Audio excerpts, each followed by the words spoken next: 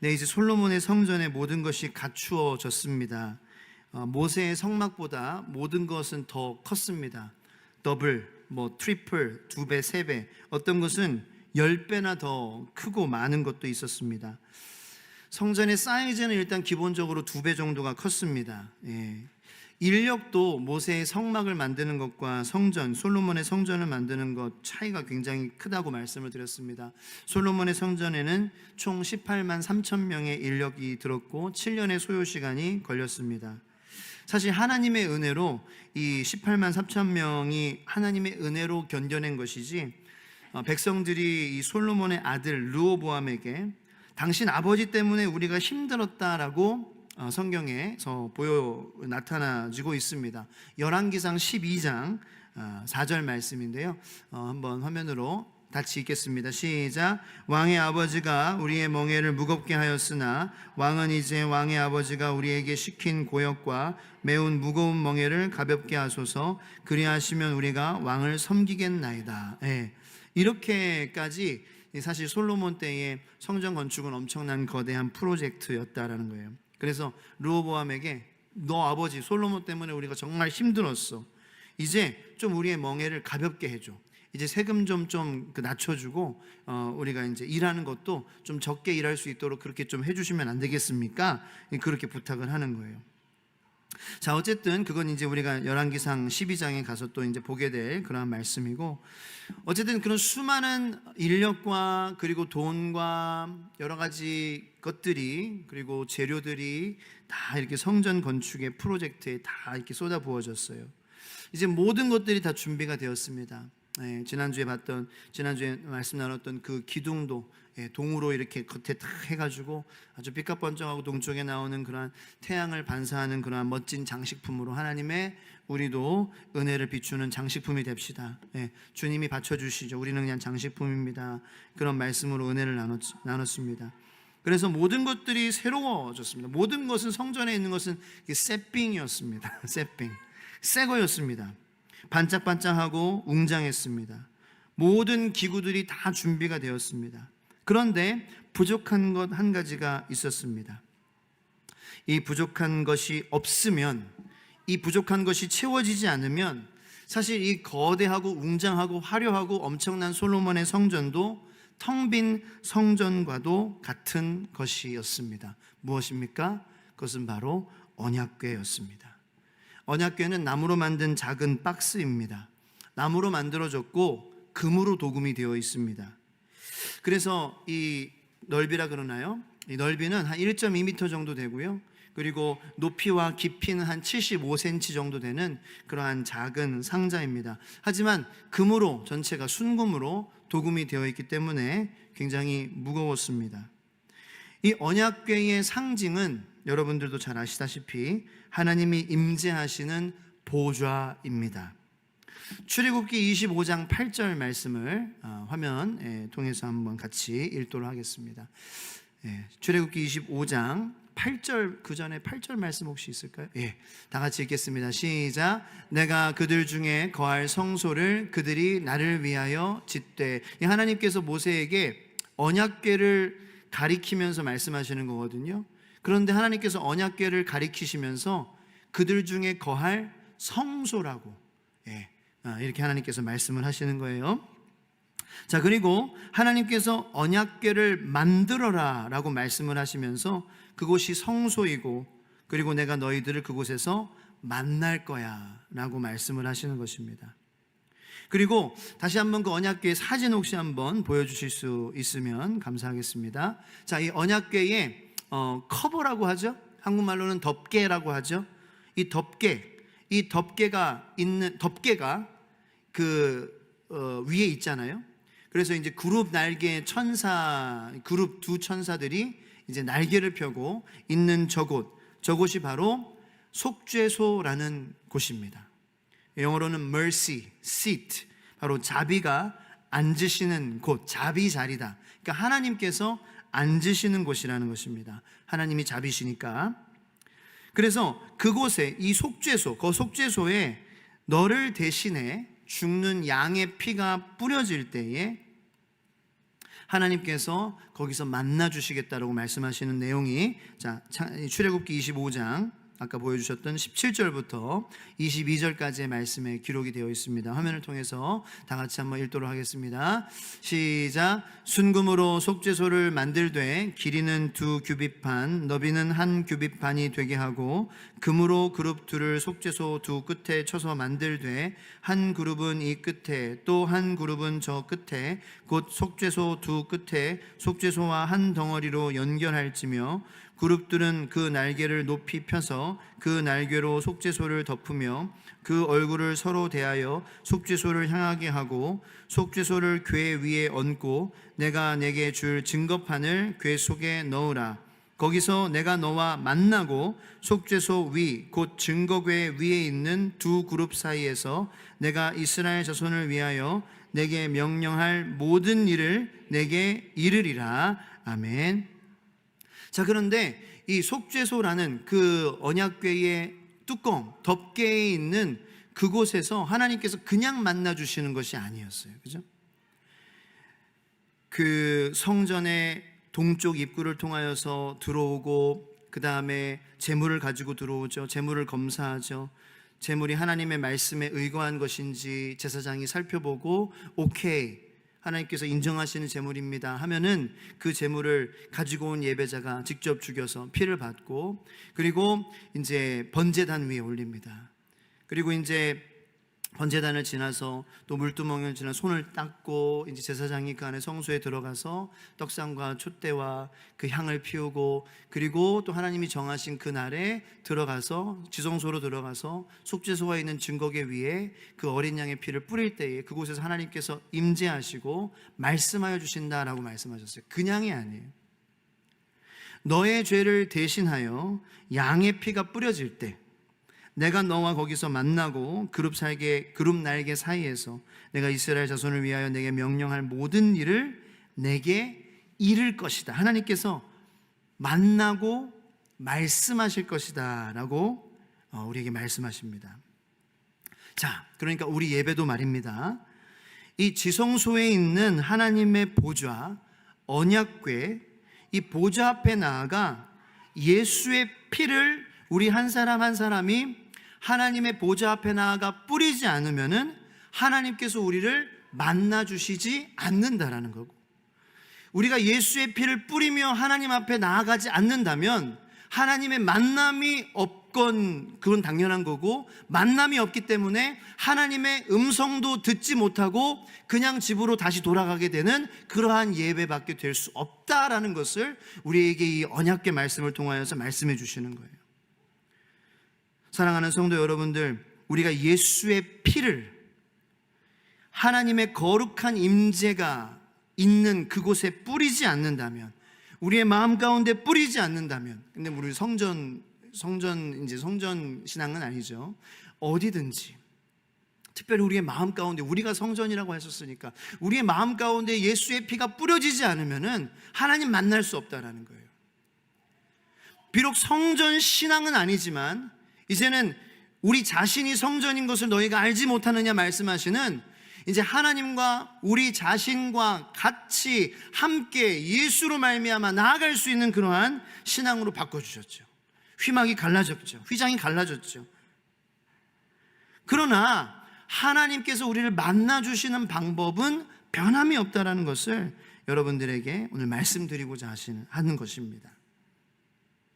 그래서 하나님께서 만나주시는 예수의 피가 뿌려지는 여러분들 마음 가운데, 그래서 하나님이 만나주시고 말씀해 주시는 예배가 되기를 예수님의 이름으로 축원합니다. 왜냐하면요, 이렇게까지 와서 우리가 껍데기만 드려지는 예배가 되면 너무 아깝잖아요. 그리고 우리가 아까운 것에 어떤 사람이 계속해서 시간을 쏟기를 원하겠어요? 누가 아까운 것에 시간을 계속 쓰겠습니까? 하나님이 우리에게 말씀하시는 음성을 들어야 우리가 예배의 진정한 맛을 보고, 정말 하나님 만나는 그것은 시간이 아깝지 않아. 그리고 다른 어떤 시간보다도 가장 나에게 은혜롭고 보배롭고 보물 같은 시간이야 라는 그것이 경험되어야 우리가 예배를 포기하지 않는 하나님께서 찾으시는 예배자, 여러분 하나님께서 찾으신대요. 예배자가 그러니까 하나님께서 찾으신다고 성경에 기록되어 있는데, 제가 그 말씀을 또 묵상해 보니까 그만큼 하나님을 예배하는 예배자가 없다라는 의미 아니에요? 아니, 예배자가 이렇게 많은데 하나님이 뭘 찾으실 필요가 있냐고요. 그러니까 없다라는 거예요. 희귀하다라는 거죠. 품귀 현상이 있다라는 거예요. 뭐가? 예배자가. 그래서 하나님께서 찾으신다라는 표현을 하신 거예요, 성경에. 구약에도 보면은 하나님의 눈이 하나님을 경외하는 자를 찾는다라고 나왔어요. 우리 대한민국에 이렇게 교회가 많고 기독교인이라고 하는 사람이 많지만, 성경에도 보면은, 신약의 성경에 보면 하나님께서 찾으신다, 예배자를. 그건 많이 없다는 거예요. 그래서 때로는 내가 예배를 드리지만 정말 하나님께서 찾으시는 예배를 드리는 예배자인가? 이것을 우리가 점검하며 껍데기만 드려지는 예배가 아닌 정말 하나님의 음성을 듣고 하나님께서 말씀하시는 말씀을 들을 수 있는, 하나님의 만남을 이룰 수 있는 그러한 예배가 되기를 예수님의 이름으로 축원한다는 것입니다. 네. 그래서 예배의 진정한 맛을 우리가 보고 가는 비결은 예수의 피가 내 마음 가운데 뿌려질 때예요. 그래서 우리가 예배 시간에 처음에 찬양을 하잖아요. 여러분 왜 하는지 아세요?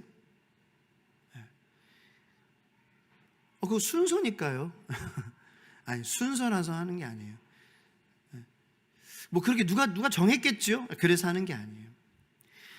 그 찬양을 통하여서 우리가 세상에서 찌든 그러한 마음들, 세상에 물든 그러한 마음들, 세상화된 그러한 생각들 가운데에 우리가 곡조에 있는 기도, 하나님 앞에 겸비함으로 찬양하며 나아갈 때에, 주님, 내가 예수의 보혈 없이는 살 수 없는 그러한 죄인임을, 부족한 인간임을 하나님, 주님, 제가 고백하며 나아갑니다. 주님의 피가 제 마음 가운데 뿌려지기를 주님, 저는 소망합니다. 주님의 피가 없으면 저는 구원받을 수 없는 죄인입니다. 이거 고백하고 여기에 포커스하기 위해서 찬양을 하는 거예요. 뭐 여러 가지, 그래서 다른 걸 할 수도 있습니다. 꼭 예수의 피가 내 마음 가운데에 적셔지고 내가 예수의 피 없이는 죽을 수밖에 없는 그러한 연약한 인간이구나라는 것을 생각하게 만드는 것은 꼭 찬양이 아니어도 돼요. 이해하시겠죠? 그래서 찬양을 하지 않아도 뭐 이 예배는 이상한 예배다 이렇게 생각하시지 않았으면 좋겠어요. 어쨌든 예수의 피 없으면은 우리는 하나님 앞에 나아갈 수 없는 그러한 범죄자라는 거. 내가 오늘 내가 법을 어기지 않았더라도, 내가 오늘 내가 누구를 이렇게 해치지 않았더라도, 그 하나님의 그래도 영광과 위대하심에 그 견주어 볼 때에 나는 예수의 피가 없으면 하나님 앞에 온전히 나아갈 수 없는 그러한 망가진 사람이라는 거, 그것을 인정하면서 나아가는 그 준비, 그것이 바로 예배의 첫 순서라는 것입니다. 우리는 되게 대체적으로 찬양을 하죠. 할렐루야. 그러한 예수의 피가 우리의 마음 가운데 뿌려지는 그러한 예배가 되기를 예수님의 이름으로 축원합니다. 때로는 말씀을 통하여서 그것을 또 여러분들 고백하시는 분들도 있을 거예요. 제가 하나님의 말씀을 선포할 때에 맞아, 화상의 목사님의 저 말씀은 성경의 말씀이지, 하나님께서 주시는 말씀이지, 우리는 다 연약하지, 나 예수의 피 없으면은 나는 구원받을 수 없는, 하나님의 은혜 없으면 살 수 없는 그러한 죄인이지. 그 말씀을 통하여서 깨달을 때도 있다라는 거예요.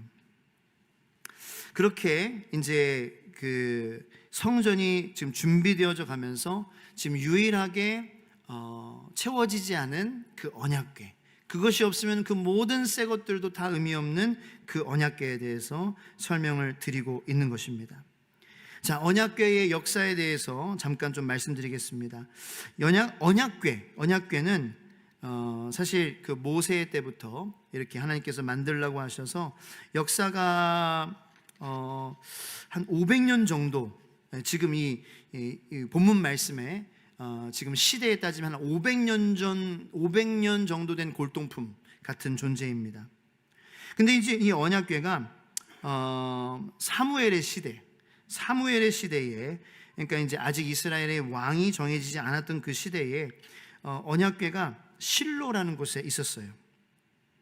자, 당시 이스라엘과 블레셋은 전쟁 중이었습니다. 그때 이스라엘이 언약궤를 가져다가 전장에 가져가자, 이스라엘 사람들이 그렇게 이야기를 한 거예요. 그래서 우리가 이 언약궤를 전장에 가지고 가면은 우리가 전쟁에서 승리할 수 있을 거야 했습니다. 그러니까 이제 이런 거죠. 뭐 신성한 유물을 우리가 소유했으니 신비로운 어떤 그러한 파워를 하나님께서 우리에게 주셔서 우리는 이 언약궤가 있어가지고 신비로운 능력으로 승리하게 하실 거야. 그런데 하나님께서는 전혀 신비한 능력을 주시지 않았습니다. 오히려 전투에서 패배하게 하셨습니다.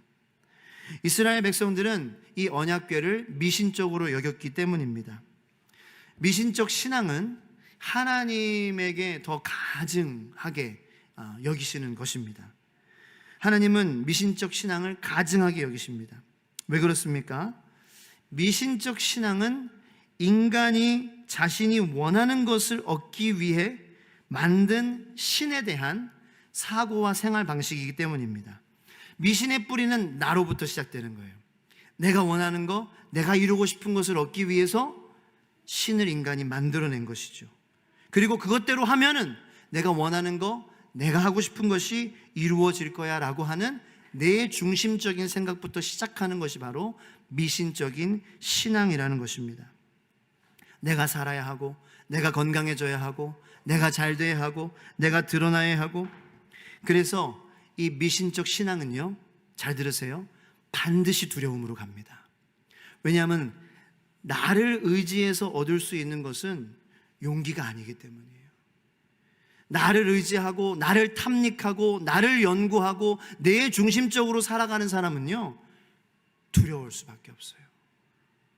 왜냐하면 나는 굉장히 무너지기 쉬운 존재이기 때문입니다.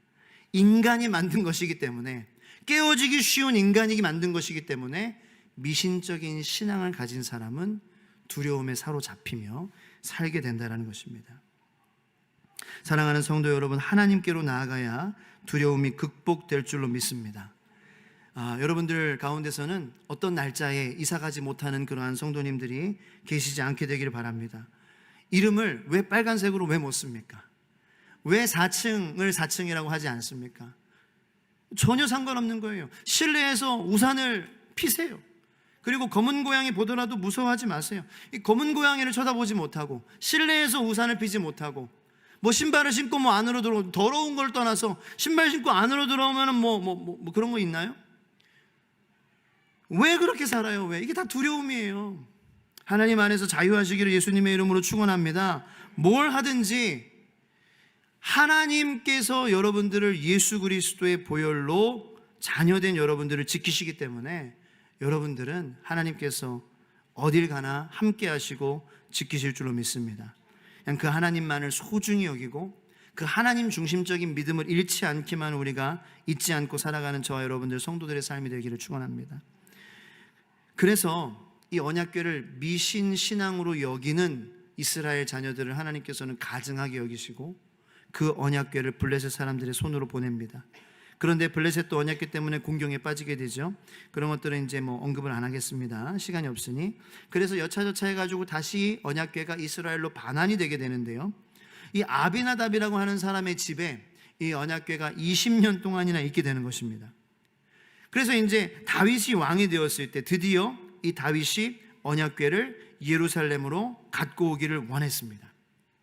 자, 여러분 이 이야기 아실 거예요. 언약궤를 이제 이동하는 날, 언약궤를 이제 그 예루살렘으로 이동하는 그날, 이 제사장들이 원래 언약궤를 그 나무 둥근 막대기에다가 어깨에다가 이렇게 메고 와야 되는데 대신에 수레에 싣고 오는 거예요.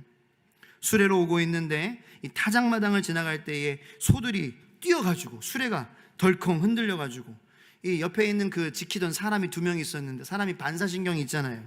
그래서 덜컹 하니까 이 우사라는 사람, 아히오라는 사람과 우사라는 사람이 있었어요. 근데 우사라는 사람이 덜컹 하니까 자기도 모르게 반사신경으로 언약궤를 딱 잡는데 바로 그냥 죽어버려요.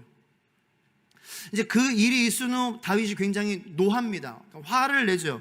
근데 이제 그 화는 그 자기의 그 계획이 언약궤를 모시지 못한 것에 대한 화였어요.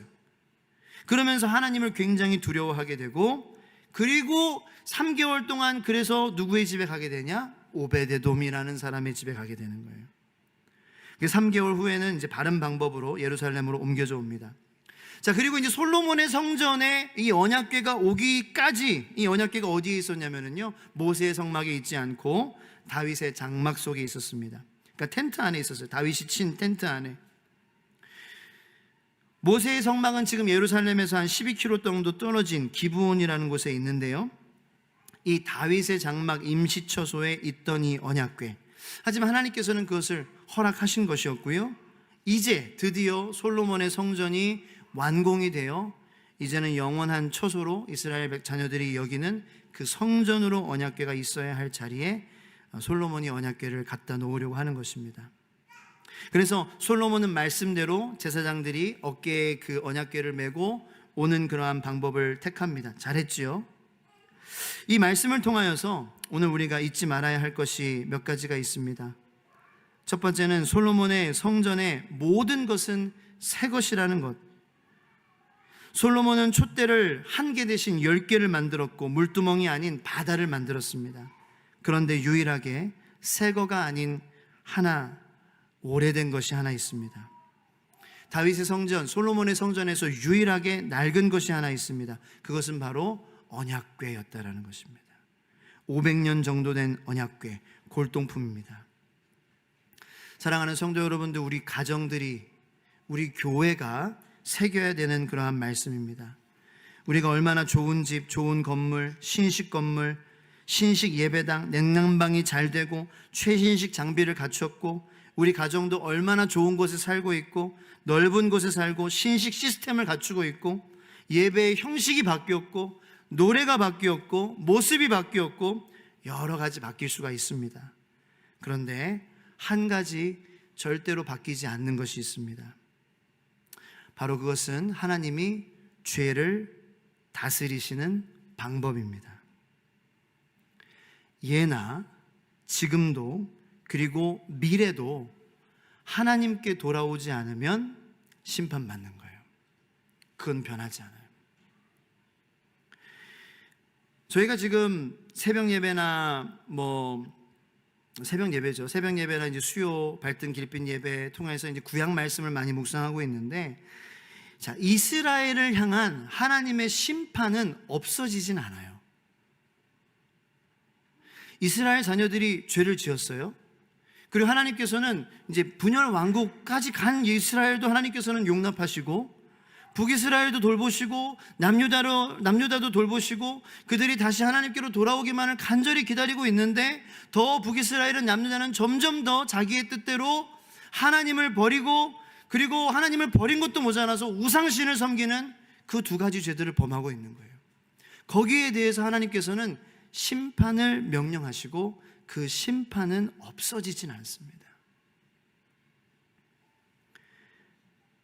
왜냐하면 하나님께서 용서는 하시지만 그 죄에 대한 대가는 치러져야 되기 때문입니다. 그런데 우리가 이 열왕기 상하 말씀을 보면서 그 간혹가다 나오는 선한 왕들 있잖아요. 아주 그냥 아주 그냥 오아시스처럼 무슨 오디션 프로그램에 정말 노래 잘하는 사람처럼 간혹가다 나오는 그러한 이 선한 왕들. 그래서 산당을 허무르고 그리고 하나님의 말씀으로 다시 예배가 회복되고 그런 영적인 개혁과 신앙의 개혁과 하나님만을 우리가 예배합시다, 그렇게 하는 선한 왕들이 나타났을 때에 하나님께서 꼭 하시는 말씀이 있었어요. 제가 그 말씀 묵상하면 참 은혜가 됐어요. 내가 너의 때에는 네가 그것을 경험하지 않게 하겠다라고 말씀을 하시는 거예요. 히스기야 때도 그랬어요. 요시야 왕도, 지금 우리가 묵상하는 요시야 왕도 그랬어요. 너의 때에는 경험하지 않게 하겠다. 자, 이게 우리에게 무엇을 얘기해 줍니까? 여러분, 심판은 옵니다. 예수 그리스도께서 재림하신다라는 것은 예수 그리스도께서 심판하실 날이 온다라는 거예요. 그것은 안 오지 않아요. 반드시 오는 줄로 믿으시길 축원합니다. 그런데 누구에게는 그 예수님의 재림이 늦춰져야 하는 사람들이 있는 거예요. 심지어 저는 교회 안에도, 자, 지금 예수님이 오시면은 괜찮은가? 한번 옆을 한번 보실래요? 지금 예수님 와도 저 사람 괜찮은, 저분 괜찮은 게 아니라 나 괜찮은가?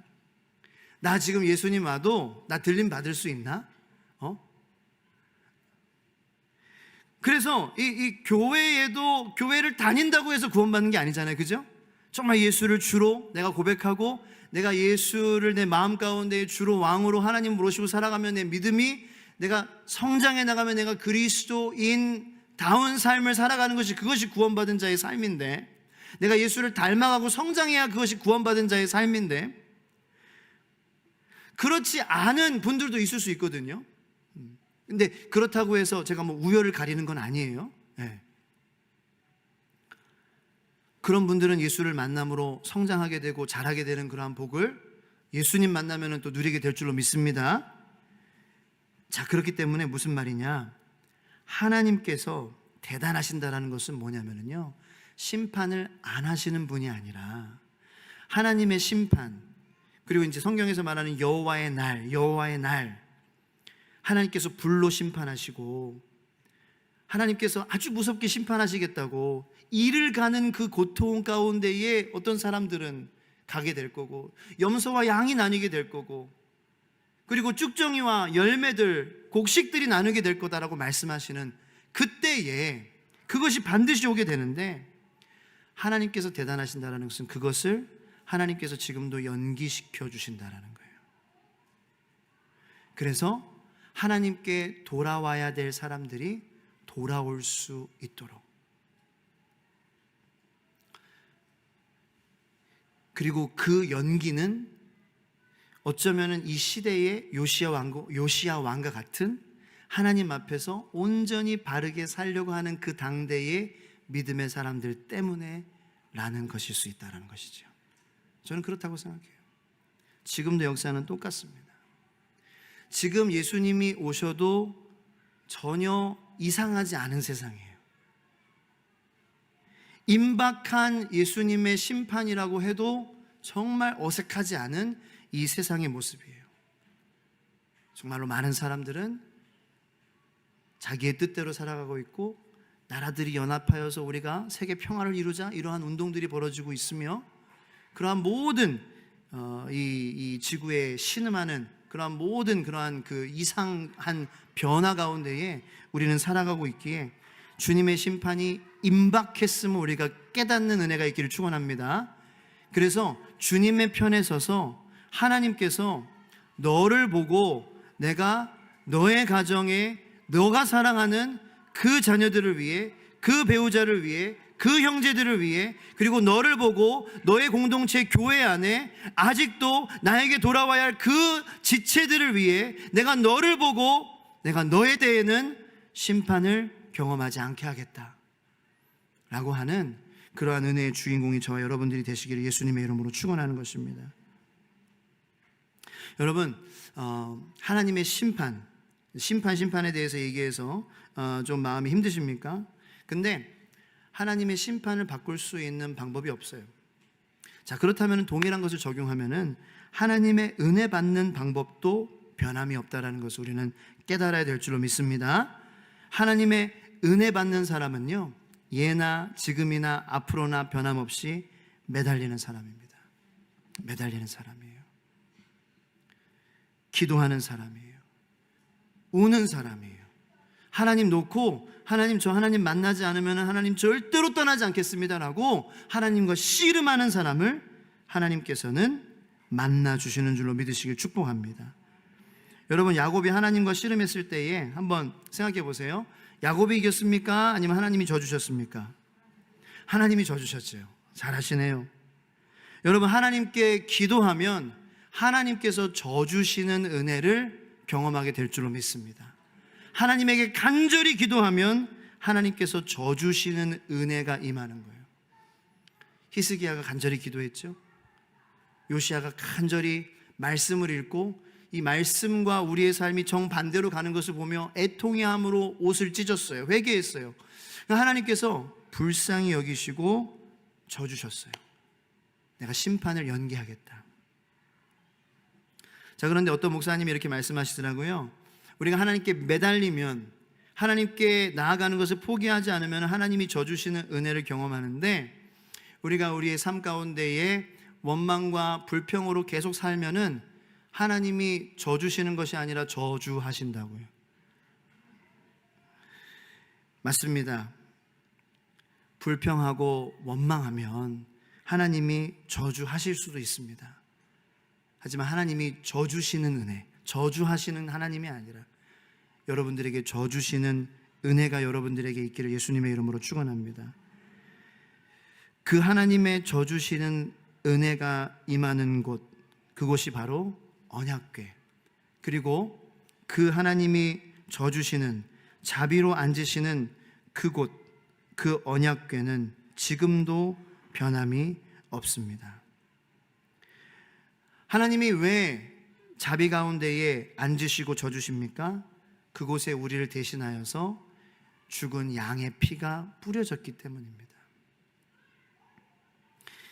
지금 우리의 삶도 하나님께서 저 주시는 은혜가 임하는 오직 유일한 은혜는 우리가 잘한 거, 우리가 하는 그러한 행위들, 얼마나 착하게 살았느냐, 얼마나 어떤 좋은 봉사를 했느냐, 내가 어떤 무슨 자리에 앉았었느냐, 이런 것 때문이 절대로 0.0000000000001%도 아니라는 거예요.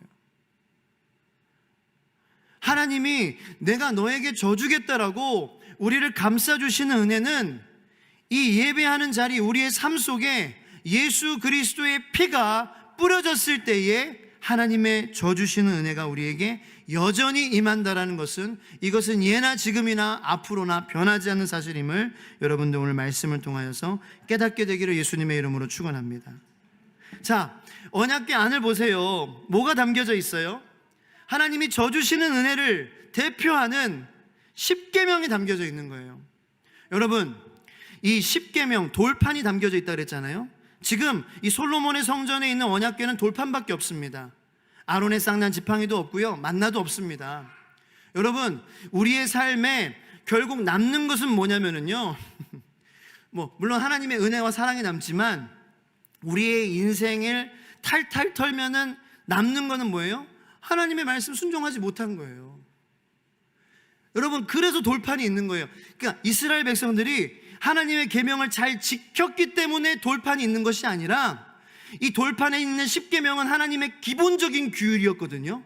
그 모든 650가지가 넘는 이 모든 계명들을 정말로 간단하게 축약한 10가지 계명이었지만, 이 이스라엘 백성들이 이 광야에서 나가자마자 불평하기 시작했죠. 나가자마자 다른 신을 섬기기 시작했죠. 나가자마자 다른 이름을 부르고, 그리고 이웃을 미워하기 시작했죠. 다른 사람들의 것을 탐내기 시작했죠.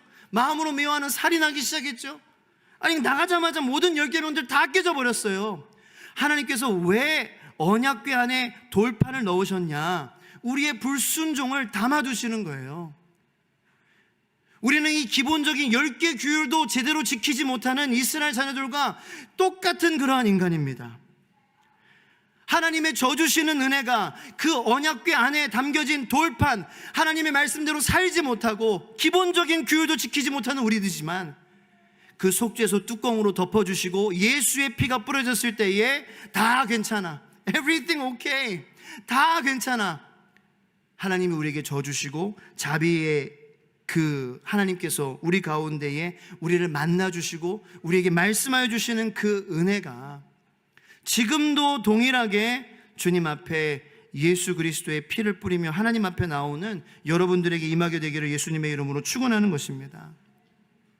여러분, 우리의 삶은 그 언약궤처럼 하나님의 말씀에 순종하지 않는 그러한 죄인이라는 것, 그 죄인의 삶에 예수의 피가 뿌려질 때에 하나님께서는 그 우리가 있는 그 자리에 하나님께서 임재하시고 말씀하여 주시고 우리를 만나 주신다는 그 하나님과의 만남이 이 예배 때마다 있게 되기를 예수님의 이름으로 축원합니다. 여러분들이 말씀을 개인적으로 말씀을 묵상하실 때에 여러분들의 식탁 가운데에 그 하나님의 놀라우신 저 주시는 은혜가 그 언약궤 위에 속죄소 가운데에 예수의 피가 뿌려질 때에 여러분들이 예수의 피를 뿌리며 성경을 읽고 말씀을 읽고 기도하실 때에 하나님께서 여러분들을 깊이 만나주시고 만져주시는 은혜가 있기를 예수님의 이름으로 축원합니다.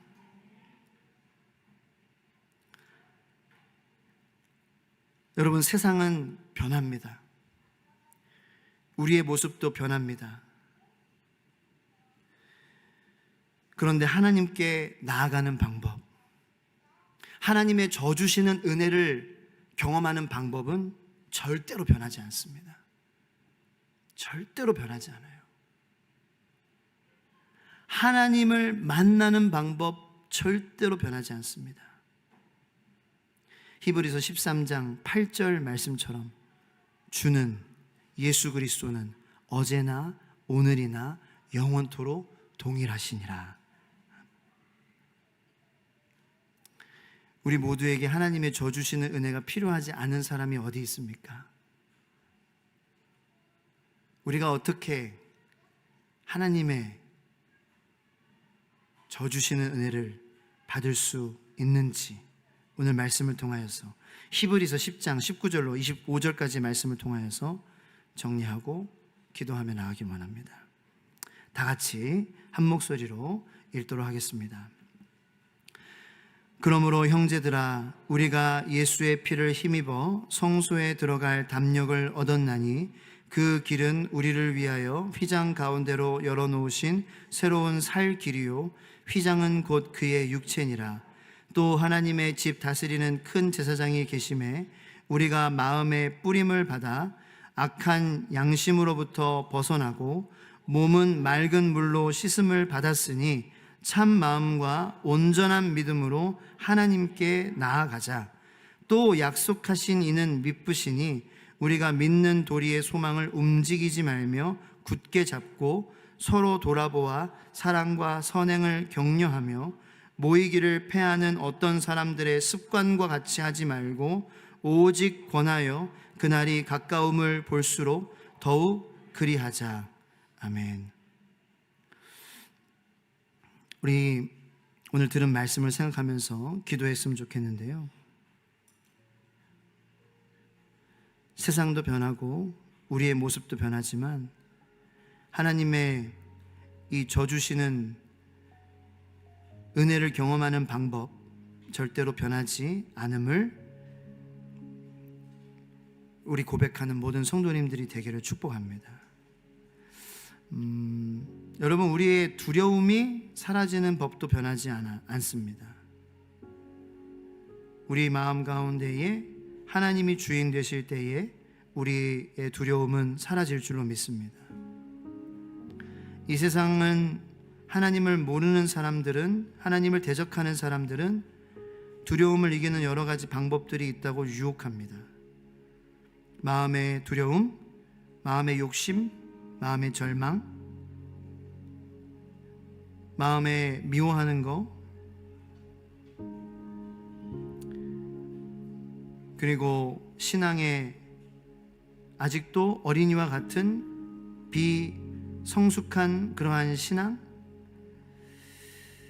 우리의 신앙이 자라고 우리의 절망이 치유되고 소망으로 바뀌고 우리의 욕심이 서로를 향한 배려와 돌봄과 사랑으로 바뀌는 방법, 이것 또한 세상은 변하지만 하나님의 사람들에게는 변하지 않는 하나님의 져주시는 은혜를 경험한 사람들에게 일어나는 축복인 줄로 믿으시길 축원합니다. 사람이, 하나님의 자녀가, 모든 사람도 마찬가지고요, 치유되는 방법 똑같아요. 다 한 가지예요. 변하지 않아요. 다른 건 다 변해요. 근데 사람이 치유되는 방법, 사람이 회복하는 방법, 사람이 성장하는 방법, 내가 하나님의 사람으로 거듭나는 그러한 그리스도인으로 내가 성장하는 방법 다 똑같아요. 오직 하나님께로 우리가 돌아갈 때 그러한 일들이 이루어지고요, 그리고 하나님의 우리 마음대로 방법대로 돌아가는 것이 아니라, 그게 산당이라 그랬잖아요. 내 방식대로 예배하고 내 방식대로 신앙생활하는 거, 이 언약궤에서 하나님 만나주시는 이 방법 그대로 따라가야 돼요. 이 방법 회복하지 않으면은 우리는 계속 다람쥐 쳇바퀴 돌아가는 삶을 살 수밖에 없어요.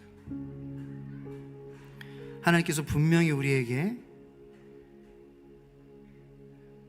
우리가 하나님의 기본적인 규율도 어기는 그러한 삶을 살았지만 그것을 덮으시고 그 위에서 만나주시겠다라고 말씀하신 이 언약궤 위에 속죄소, 여기까지 나가는 방법을 여러분들 잘 묵상하시고, 비록 우리가 성전 중심의 삶이 아닌 이제는 성령 중심의 삶을 살지만, 이 하나님의 성전의 이 영적인 모델은 우리가 모든 삶 가운데에 적용하며 살아갈 때에 덮어주시는 은혜를 체험하게 될 줄로 믿습니다. 제가 몇 주 전에 말씀드렸죠? 재물을 갖고 나가야 된다고. 여러분, 빈손으로 오시면 안 돼요. 예배 때 예수 그리스도 끌고 오셨어요? 하나님의 어린 양이 필요해요. 우리 혼자 힘으로 예배가 이루어질 수 없어요. 우리는 하나님의 어린 양을 죽여야 해요.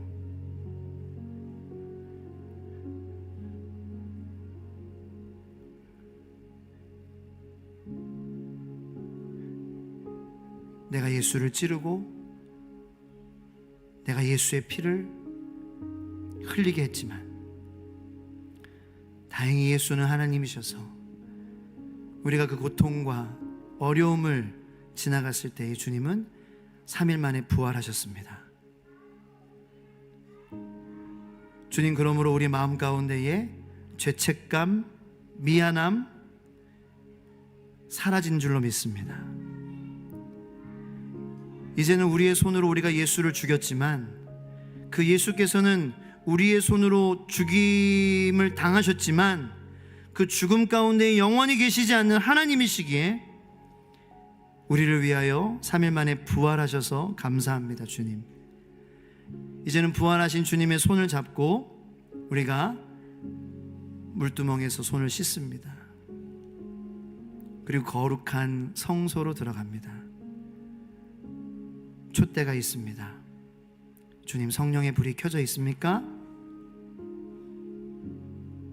떡상이 있습니다. 하나님의 영의 양식인 말씀을 먹고 있습니까? 향단이 있습니다. 기도의 향을 매일 주님께 올려드리고 있습니까? 주님, 그리고 우리는 지성소로 들어갑니다. 그리고 우리에게 주신 그 예수의 피를 그 속죄소에 뿌립니다. 하나님의 임재하심이, 하나님의 거룩하심이, 내가 전에는 견딜 수 없어 죽을 수밖에 없는 두려움 가운데 살았지만 이제는 예수의 피로 인하여서 하나님을 만나게 되었습니다. 그리고 말씀을 통해 주님의 음성을 듣습니다. 주님, 이것이 우리가 매일 드려야 할 진정한 예배임을, 이 예배를 드리는 예배자로 살아가게 하여 주시옵소서. 이제는 우리 주 예수 그리스도의 한없는 은혜와 하나님의 져주시는 만극하신 사랑과 성령님의 감화하시고 우리를 감동시켜 주시고 우리를 인도하여 주시고 우리 가운데 교통하게 하여 주시는 그 은혜가